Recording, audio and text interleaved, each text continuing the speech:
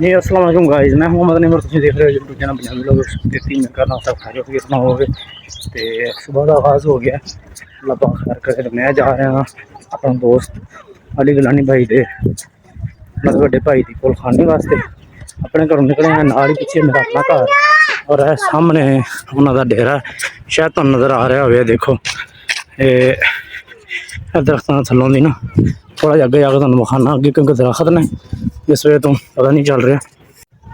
یہ دیکھو بھائی سامنے انہوں کا ڈیرا ماشاءاللہ بڑی خلقت آ رہی کیونکہ انہوں نے فیمیل واسطے بھی الگ بنایا ہے۔ مطلب نا باہر نزدیک چل کے تمہیں بخانا ٹائم بھی تھوڑا ماشاءاللہ بہت پیارا ہے۔ خطابات نے حضرت سلطان باہو مشہور معروف و گدی مطلب ایک دربار تقریباً لوگ جانتے حضرت سلطان باہو نو۔ اتوں ماشاءاللہ انہوں نے اتوں صاحبزادہ نے میرے خیال گدی نشین جڑے اس ٹائم نے وہ آئے ہوئے نے خطاب واسطے، چل کے تمہیں بھی سنانے جڑے ہوئے ویڈیو کے نال۔ چیک کرو بھائی ماشاءاللہ یہ عوام آ رہی ہے، مجھے تو بہت زیادہ عوام نے آنا۔ چیک کرو ہجوم گڈیاں کا۔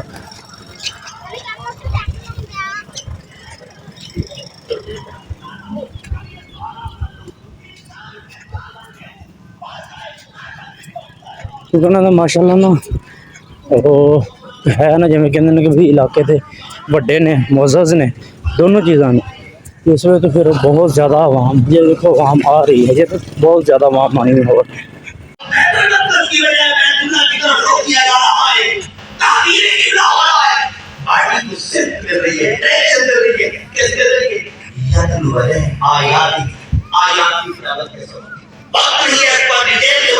قرآن و سنت کو نکال دیا جس کا نتیجہ تباہی اور بربادی۔ یہ دیکھ رہے ہیں کہ ہمارے ہی نطفے اور ہماری ہی اولاد ہماری بات کو نہیں مانتی اور ہر بندہ پریشان ہے پتہ نہیں کیا ہو گیا۔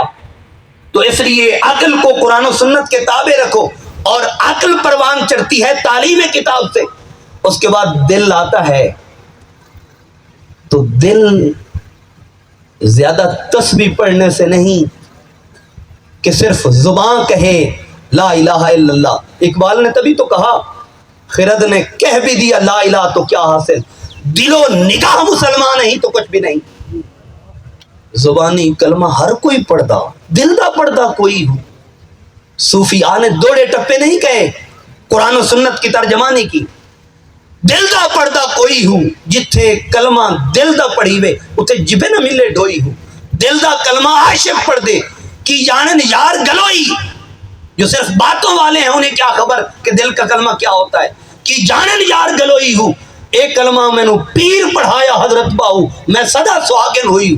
اور یہ بات بھی ذہن میں رہے، وہ ولی نہیں جو ظاہر کا انکار کرے، ولی وہ ہے جس کا تن شریعت سے آباد ہو، جس کا من طریقت سے آباد ہو، جس کا ظاہر قرآن و سنت کے تابع ہو اور جس کا باطن اللہ کے انوار سے منور ہو، وہ صوفی کہلاتا ہے۔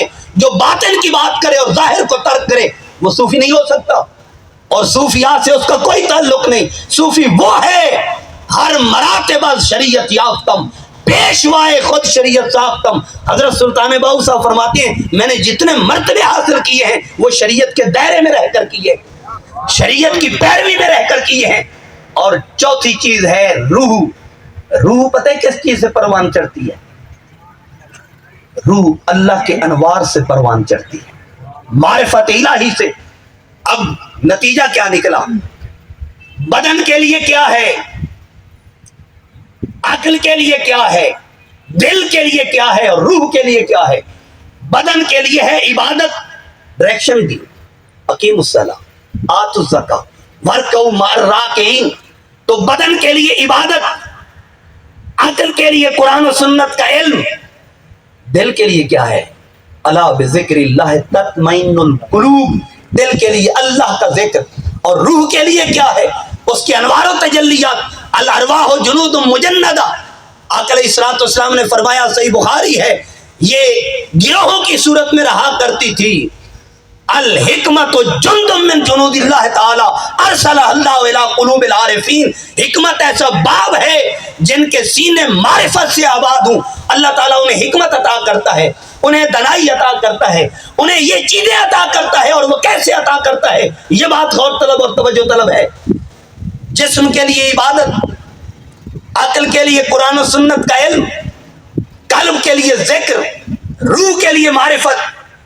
اب اگر کوئی فقط عبادت پہ اتفاق کر کے کھڑا ہو جائے کہ بھائی عقل کو قرآن و سنت کتابیں لگانے کی ضرورت ہی نہیں, دل کو ذکر میں لگانے کی ضرورت ہی نہیں, روح کو معرفت میں لگانے کی ضرورت ہی نہیں, تو اس کا مطلب ہے اسے ابھی قرآن کے ایک حصے کی سمجھ آئی, 3 حصوں سے محروم ہے.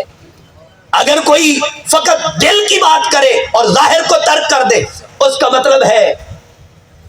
مطلب ہے کہ وہ ظاہر سے بھی کورا اور باطن سے بھی کورا ہے. اور اگر کوئی قرآن و سنت کے تابع نہیں ہے تو اسے چاہیے کہ وہ اپنی عقل کو قرآن کے تابع کرے اور سنت کے تابع کرے. اور چوتھی چیز ہے حکمت. حکمت دانائی کو کہتے ہیں, اور سب سے بڑی حکمت یہ ہے کہ بندے اور خدا کا تعلق جڑ جائے, بندے اور خدا کا تعلق مضبوط ہو جائے. اب نتیجہ کیا نکلا کہ جب یہ 4 چیزیں پایا تکمیل کو پہنچیں گی تو انسان میں انسانیت پیدا ہوگی. اب اگر کوئی تسبیح پڑھ کے یا صرف نماز پڑھ کے کہے کہ کسی اور چیز کی ضرورت نہیں, اس کا مطلب ہے اسے بھی کسی طبیب حاذق, حکیم حاذق کی ضرورت ہے. ورنہ قرآن پاک میں وَيُزَكِّيهِمْ نہ آتا, قرآن پاک میں وَيُعَلِّمُهُمُ الْكِتَابَ نہ آتا, قرآن پاک میں وَالْحِكْمَ نہ آتا.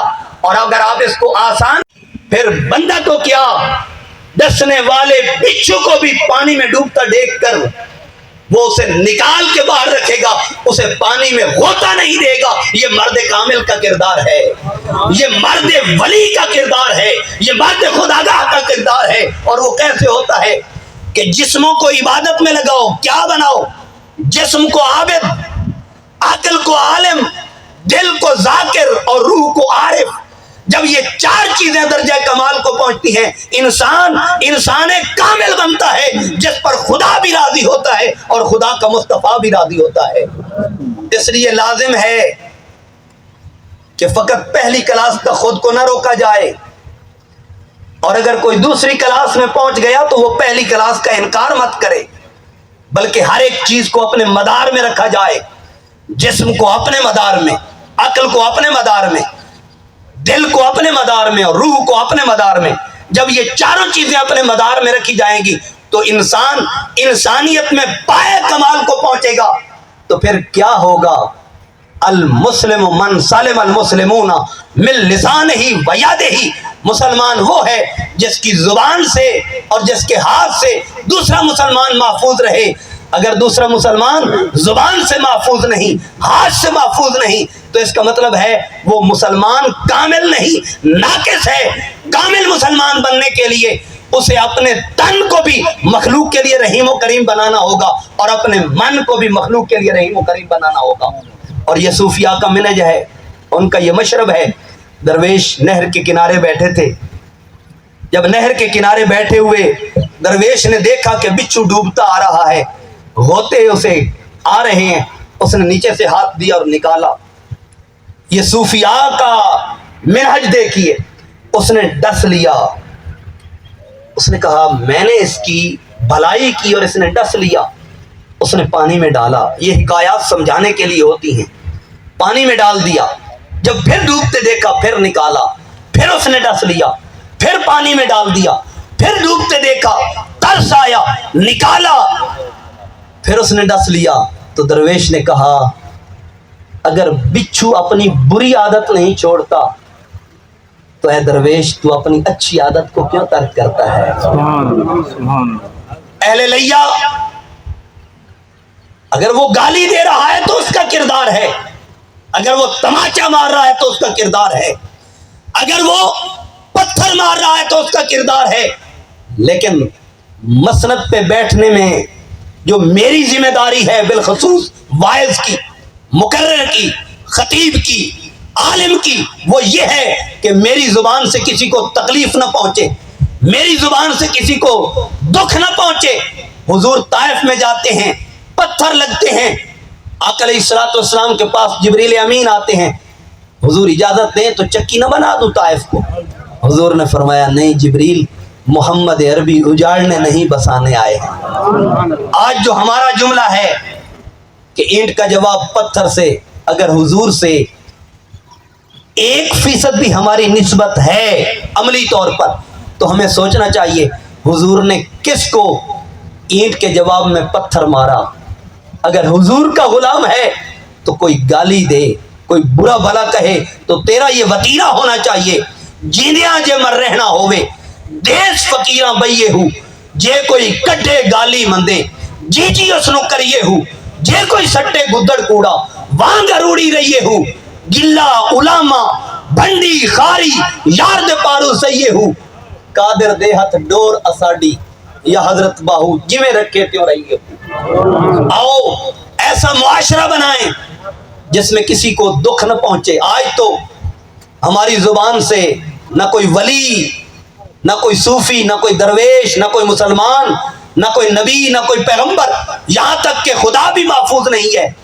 मुझे बताइए वो कैसा वाइज है, वो कैसा खतीब है, वो कैसा नकीब है, वो कैसा मुस्तफा करीम का नायब है जिसकी जुबान से वली महफूज ना रहे, जिसकी जुबान से नबी महफूज ना रहे, जिसकी जुबान से खुदा महफूज ना रहे।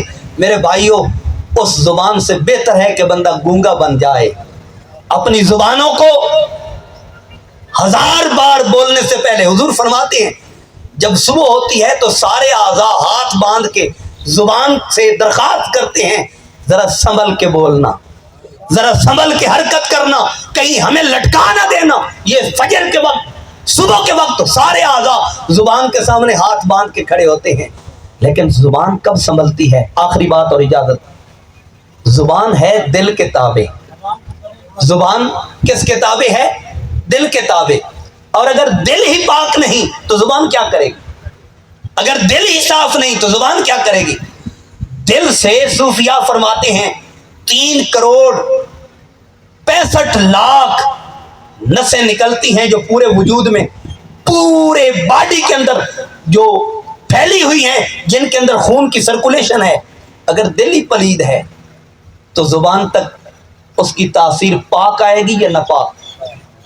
अगर जुबान को पाक तासीर देना चाहता है, आंख को हया की तासीर देना चाहता है, दिमाग को पाकीज़ा सोच की तासीर देना चाहता है, हाथ को जुल्म और जबर और इस्तिबदाद की बजाय शफकत की तासीर देना चाहता है, तो पहले इसके मरकज को दुरुस्त कर। हुजूर फरमाते हैं सही मुस्लिम में, इज़ा सलहत सलहल जसद कुल्लुहु, इज़ा फसदत फसदल जसद कुल्लुहु, अला वहियल कल्ब। फरमाया अगर दिल नापाक है पूरा वजूद नापाक है, और अगर दिल पाक है पूरा वजूद पाक है। और वो किससे पाक होता है? अला बिज़िक्रिल्लाह तत्मइन्नुल कुलूब। अलिफ अल्लाह चंबे दी बूटी, मुर्शिद मन मेरे विच लाई हूँ, नफी असबात दा पानी मिलिया, हर रगे हर जाई हूँ, अंदर बूटी मुश्क मचाया, जहां फुलन ते आई हूँ, जीवे मुर्शिद कामिल बाहू, जह बूटी लाई हूँ। बाबा फरीद कहते हैं बारू मलमल धोना है ते कदी अंदरू मलमल धो, ए बार दा धोता की है जे तेरा अंदर पाक ना हो।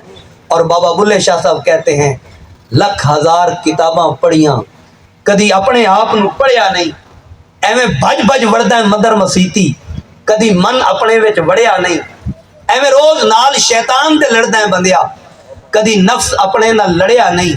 बुल्ले शाह आसमानी उड़दियां फड़दा है, जेड़ा घर बैठा है उन्होंने फड़िया नहीं।